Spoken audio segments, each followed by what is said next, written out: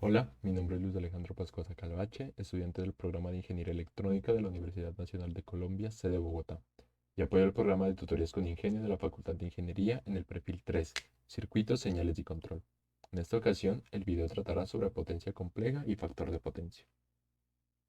Para esto, resolveré el ejercicio 11.51 del libro de Alexander Isádico, en donde se tratan estos temas.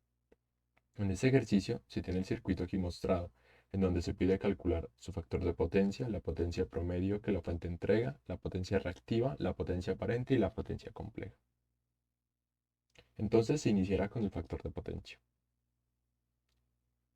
Teniendo una tensión fasorial y una corriente fasorial como las aquí mostradas, el factor de potencia, que es la proporción entre la potencia activa y la potencia aparente, también puede calcularse como el coseno de la diferencia entre la fase de la tensión y la fase de la corriente.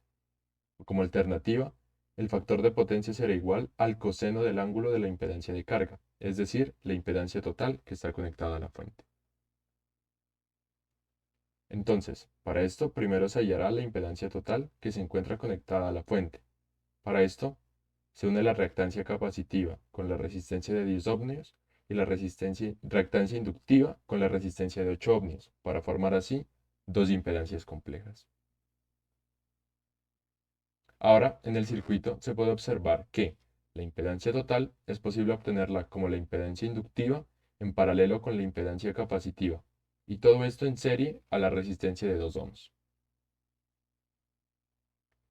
Entonces, resta desarrollar la expresión para la impedancia total. El paralelo se obtiene como la multiplicación de las impedancias sobre la suma de ellas. Luego,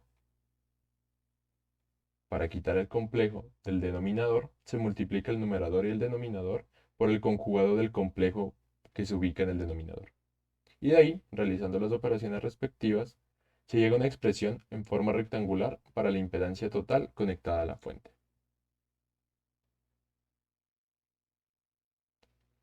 Ya con esta expresión para la impedancia, resta convertir la forma polar. La magnitud corresponde a la raíz cuadrada de la parte real al cuadrado más la parte imaginaria al cuadrado, y la fase corresponde a la tangente inversa de la parte imaginaria sobre la parte real. Y con esto se obtiene la forma polar para la impedancia total conectada a la fuente. Entonces, para hallar el factor de potencia, tan solo resta calcular el coseno de la fase de la impedancia, obteniendo así un factor de potencia bastante cercano a 1. Al ver la expresión rectangular de la impedancia total, se puede ver que la reactancia tiene un valor positivo, es decir, es una reactancia inductiva, por lo cual la carga conectada a la fuente es también inductiva. Entonces, la corriente se atrasará respecto a la tensión, por lo que el factor de potencia se encuentra en retraso. Ahora pasamos a calcular la potencia promedio que la fuente entrega a la carga. La potencia promedio en este caso corresponde a la potencia activa entregada por la fuente. Entonces, la potencia promedio se calcula a través de la potencia aparente y el factor de potencia, o lo que es igual, la magnitud de la potencia compleja y el coseno de la fase de la potencia compleja. Por lo que para hallar la potencia promedio, hallaremos primero la potencia compleja, la cual es igual a la tensión fasorial multiplicada por el conjugado de la corriente fasorial. Y de esta expresión surge también que la potencia compleja es igual a la magnitud de la tensión al cuadrado sobre el conjugado de la impedancia. Y resolviendo esto se encuentra que la magnitud y la fase de la potencia compleja tendrán, serán las mostradas aquí y tendrán unidades de voltamperios. Ya con estos valores, solo resta desarrollar las operaciones respectivas para hallar así la potencia activa, la cual estará en unidades de vatios. Pasamos ahora a la potencia reactiva. La potencia reactiva se calcula de manera análoga a la potencia activa. Se usa la potencia aparente, que es la misma magnitud de la potencia compleja, y el seno del ángulo de la fase de la potencia compleja.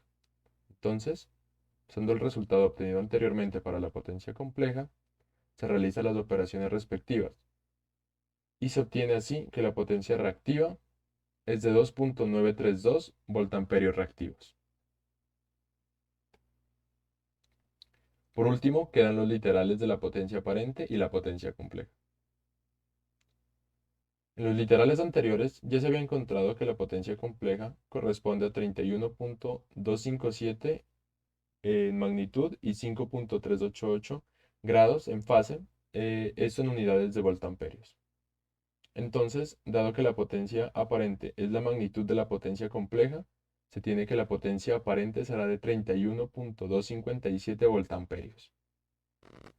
Entonces, ahora la potencia compleja ya la tenemos definida en magnitud y fase, pero también puede ser expresada como parte real y parte imaginaria.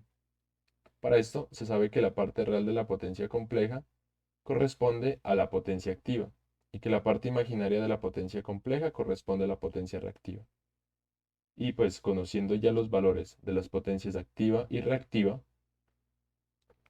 se obtiene que la potencia compleja en forma rectangular será igual a 31.1 más J 2.932 voltamperios. Y así se encuentran todos los datos que el ejercicio solicitaba.